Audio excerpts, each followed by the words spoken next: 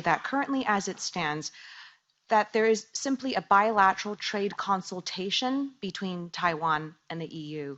That is basically a B2B, applies to B2B arrangements.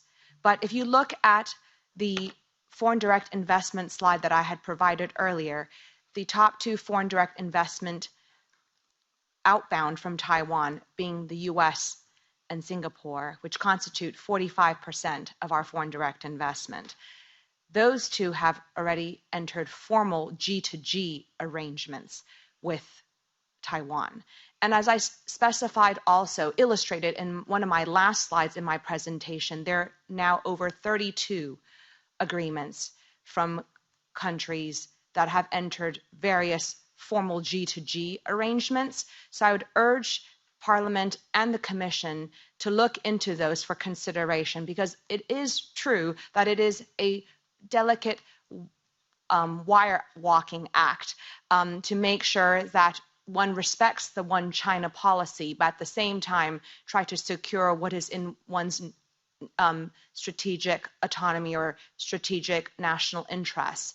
And for the average Taiwanese person, many people I talk to are shocked by the fact that the EU is the largest foreign direct investor in Taiwan. Most people, even journalists in Taiwan, have never heard of such a thing. My husband is Belgian, and I've lived in Europe. I worked in the city in London in banking. So, I understand the dynamics between Taiwan and Europe much more than the average person.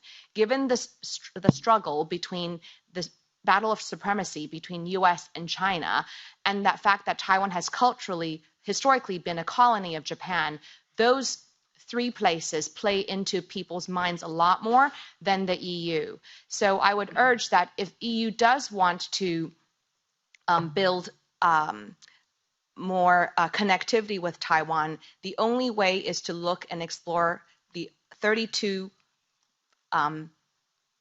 arrangements that have been illustrated, and to take forth from that point. And in addition, of course, a lot of the areas that have been mentioned today as well through sectorial but government-to-government arrangements.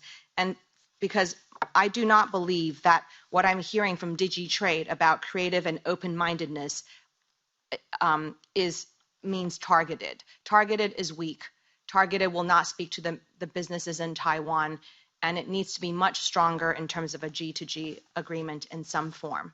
Thank you. Thanks a lot.